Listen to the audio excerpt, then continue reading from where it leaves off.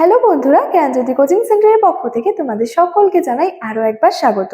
আজকের ক্লাসে তোমাদের সঙ্গে যে বিষয়টি নিয়ে আলোচনা করব সেটা হলো বিজয়নগর সাম্রাজ্যের সামাজিক জীবন নিয়ে, বা বিজয়নগর সাম্রাজ্যের সামাজিক অবস্থা কেমন ছিল এই বিষয়টা নিয়ে আজকের ক্লাসে কিন্তু তোমাদের সঙ্গে আলোচনা করব। তবে আজকের ক্লাসটি শুরু করার আগে তোমাদেরকে একটা ছোট্ট ইনফরমেশন দিয়ে রাখি। তোমরা যারা যারা ভাবছো আমাদের সঙ্গে এই সেমিস্টারে অনলাইনে যুক্ত হবে, তারা কর্নারে দুটো নাম্বার দেখতে পাচ্ছ, 7076398606 এবং 6295916282। এই নাম্বার দুটি হলো আমাদের জ্ঞানজ্যোতি কোচিং সেন্টারে অফিসিয়াল হেল্পলাইন নাম্বার। তোমরা যারা যারা ভাবছো আমাদের সঙ্গে অনলাইনে যুক্ত হবে, এই নাম্বার দুটির মধ্যে কিন্তু যে কোনো একটি নাম্বারে যোগাযোগ করে আমাদের সঙ্গে যুক্ত হয়ে যেতে পারো। এছাড়াও তোমাদের এই সেমিস্টারের জন্য যে কোর্স ফিটা রাখা হয়েছে সেটা হলো মেজরের কোর্স ফি রয়েছে 1199 এবং মাইনরের কোর্স ফি রয়েছে কিন্তু 699। এই ছিল ইনফরমেশনের বিষয়। এবার সরাসরি আলোচনার বিষয় শুরু করছি। দেখো, প্রথমেই তোমাদেরকে বলেছি যে আজকের ক্লাসে যে বিষয়টি নিয়ে আলোচনা করব সেটা হচ্ছে বিজয়নগর সাম্রাজ্যের অর্থনৈতিক অবস্থা, বিজয়নগর সাম্রাজ্যের সামাজিক অবস্থা নিয়ে বা সামাজিক জীবন নিয়ে। প্রথমত আমরা জানবো এই যে বিজয়নগর সাম্রাজ্যের যে সামাজিক জীবন রয়েছে বা সমাজ জীবন রয়েছে, কিসের উপর ভিত্তি করে আমরা এই সমাজ জীবন সম্পর্কে জানতে পারছি।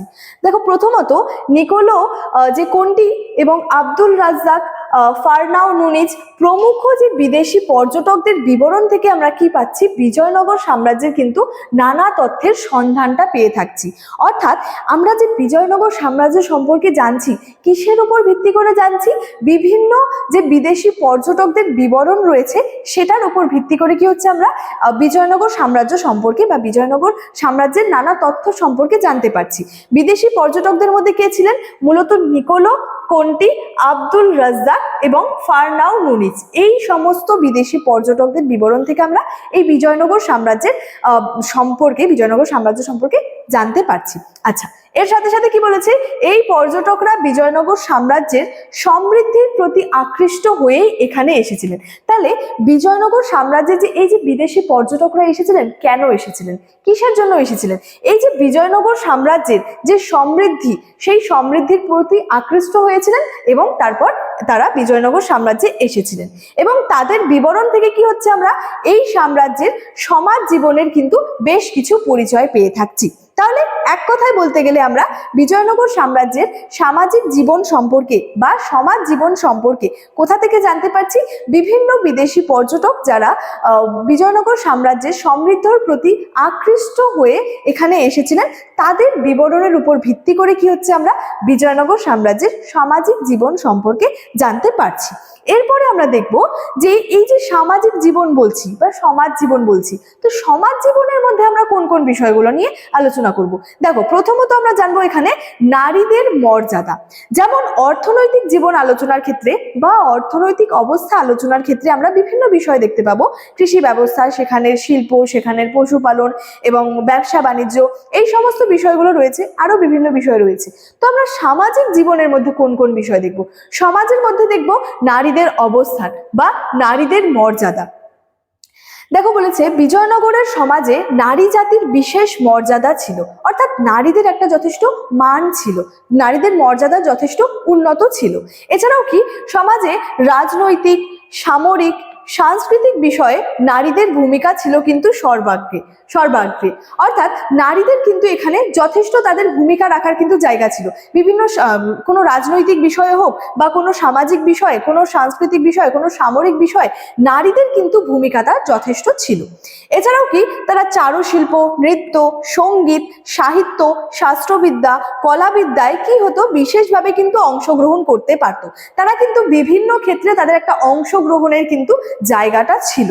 এছাড়াও কি নুনিজের বিবরণ থেকে জানা যায় যে এখানে নারীরা প্রহরী, বিচারক, জ্যোতিষী, হিসেব রক্ষকের কাজও কিন্তু করতে পারতো। তাহলে কি হতো, তারা বিভিন্ন কাজে নিযুক্ত হতে পারছে, তারা বিভিন্ন জিনিসে অংশগ্রহণ করতে পারছে। তাহলে প্রত্যেকটা পদে কি দেখা যাচ্ছে, এখানে নারীদের যে মর্যাদা সেটা কিন্তু যথেষ্ট বেশি ছিল। ঠিক আছে, এর সাথে সাথে আমরা কি দেখতে পাবো, দেখো যে তিরুমালাম্মা ও আর কি যে হোনান্না ছিলেন সেই যুগের বিখ্যাত কবি। তাহলে নারীরাও কিন্তু বিখ্যাত আর কি নারী কবি, তাহলে নারীরাও সেখানের কবি পদে কিন্তু অধিষ্ঠিত ছিল। তাহলে তিরুমালাম্মা এবং কি হোনান্না ছিলেন সেই যুগের অর্থাৎ এই সময়কার যে বিখ্যাত নারী কবি। বিদেশি পর্যটকদের রচনা থেকে কৃষ্ণদেব রায় এবং দ্বিতীয় দেব রায় প্রমুখ রাজন্যবর্গের বহু পত্নীর অস্তিত্বর কথাও কিন্তু আমরা জানতে পারি। তাহলে নারীর মর্যাদা আমরা কি দেখবো, যথেষ্ট উন্নত ছিল। এই ক্ষেত্রে তারা বিভিন্ন জায়গায় অংশগ্রহণ করতে পারছে, বিভিন্ন কাজে নিযুক্ত হতে পারছে। এছাড়াও আমরা কি দেখবো, নারীদের বিভিন্ন বিষয়ে নারীদের একটা ভূমিকাও কিন্তু সেখানে ছিল। এটা তো গেল যে নারীর মর্যাদা সম্পর্কে। এক্ষেত্রে কিন্তু আরো বিভিন্ন বিষয় রয়েছে, যেমন দেখো এখানে খাদ্যাভ্যাস সম্পর্কে রয়েছে। ঠিক আছে, এখানে খাদ্যাভ্যাস হবে, আমরা এখানে দেখবো খাদ্যাভ্যাস সম্পর্কে কি বলা হচ্ছে।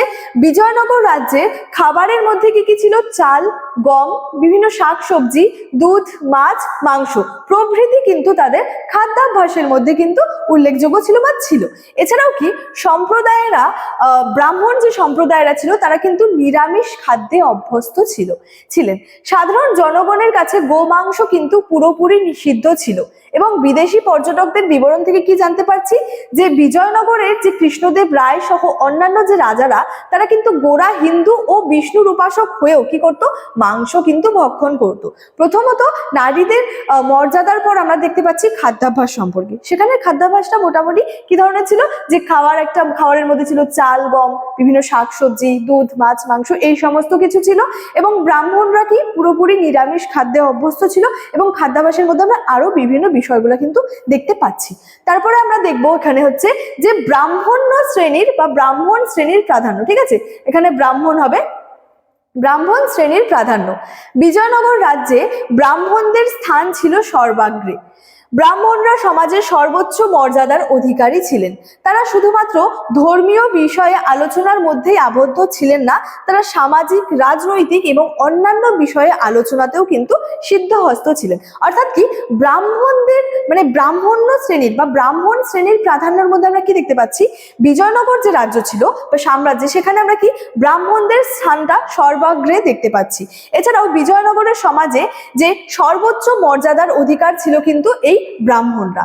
তারা শুধুমাত্র যে ধর্মীয় বিষয়, এবার ব্রাহ্মণরা যে শুধুমাত্র সেখানে ধর্মীয় বিভিন্ন বিষয়ে আলোচনা করতেন সেটা কিন্তু না, তারা কিন্তু বিভিন্ন সামাজিক, রাজনৈতিক এবং অন্যান্য বিষয়েও কিন্তু তাদের আলোচনাটা কিন্তু হয়ে থাকতো। তারপরে আমরা দেখবো এখানে যে জীবনযাত্রার ধরন সম্পর্কে, অর্থাৎ বিজয়নগর সাম্রাজ্যের সমাজ জীবনের মধ্যে মানুষের জীবনযাত্রার ধরনটা কেমন ধরনের ছিল।